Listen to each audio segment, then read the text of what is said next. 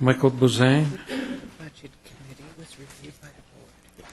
The board approved appendix And Joanne Benevenuti, a number of Marshall McLuhan Catholic.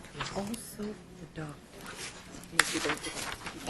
How she can't reopen. We also adopted. Thank you for the opportunity to present this evening, ladies and gentlemen.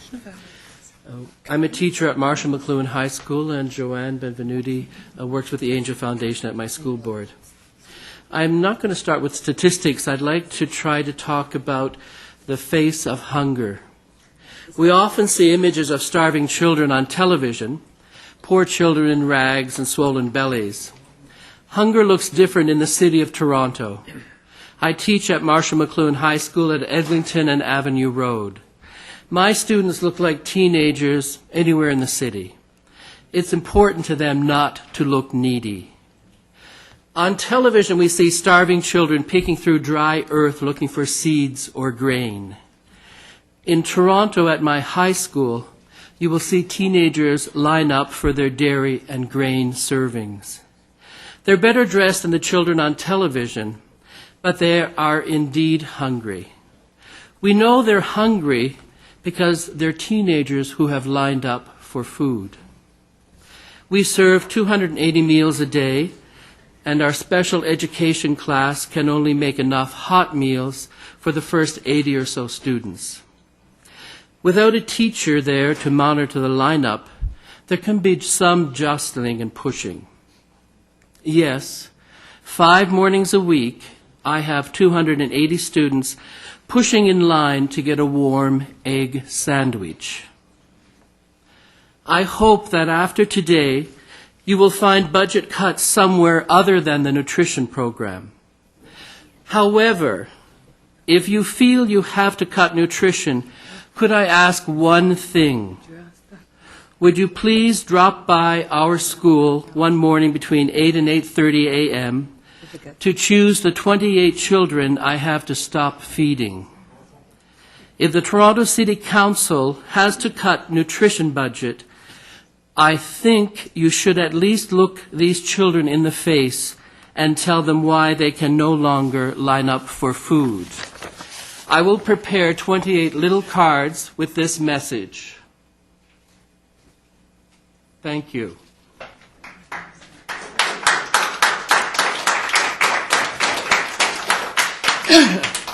Councillor Carroll, question to clarify? Yes, I'm wondering if you could clarify, because your school is in an interesting neighborhood, if we think about it. But some of the feedback and some of the discussion around budget review is that this is really just an issue of bad parenting, and that's not our problem. Maybe you'd like to speak to that.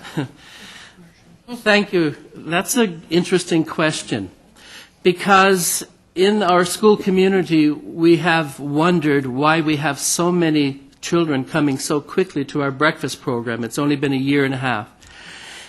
And at the secondary level, it's unusual to see such a large number coming out. But we do not ask for a show of income tax or income or anything. And in fact, in my job in dealing with students at risk of graduating from high school, I sometimes wonder what is happening in the home, but there are many things that happen in the home which are beyond our control. It may simply be a case of both parents working full-time at minimum wage jobs. But whatever is happening in those homes, we have a moral obligation to feed children who are hungry. It's not up for me to judge why aren't things working in their homes, why aren't they being fed at home. There could be 100 different reasons why they're not getting fed at home. Mom may have the fridge stocked, but they're teenagers. They're getting up, they're rolling out of bed, they're rushing to school.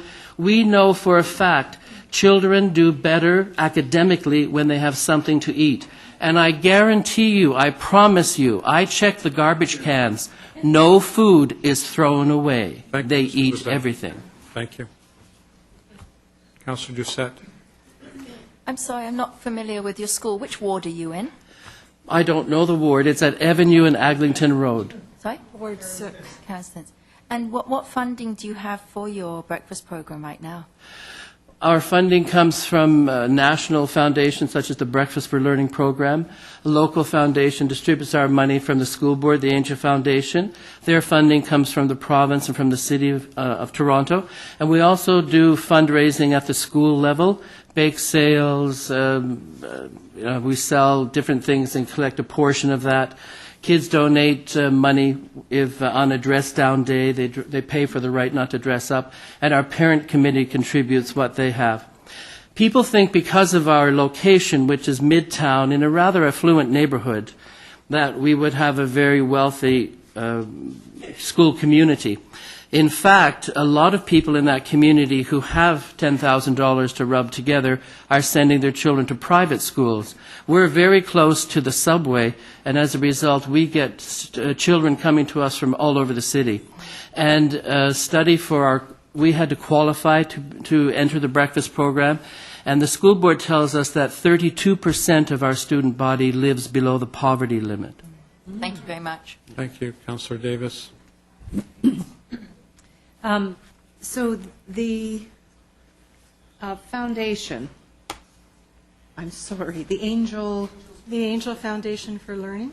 Right, the Angel Foundation for Learning. This is the equivalent of the Foundation for Student Success on the Yes, that's public side. Yes. And you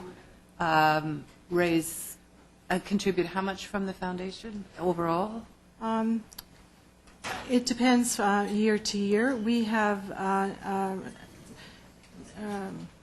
donors who give us money specifically for nutrition. We had a recent fundraiser. We made $47,000 for nutrition. So this year we will contribute between $47,000 and $100,000 in additional support for programs.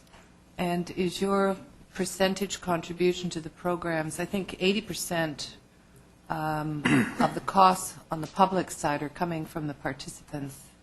80% is Much on your side? the amount of funding that has to be provided after the municipal and provincial funds have been given. Right. And so we have to look for funders. We have to be very cost-effective in purchasing. We have to do local fundraising, and then the Angel Foundation has their own donors. Would you Thank consider you. these efficient Councillor? programs? Thank you. Yes, Um, they are no very other- efficient. There are no other questions. Thank you very much.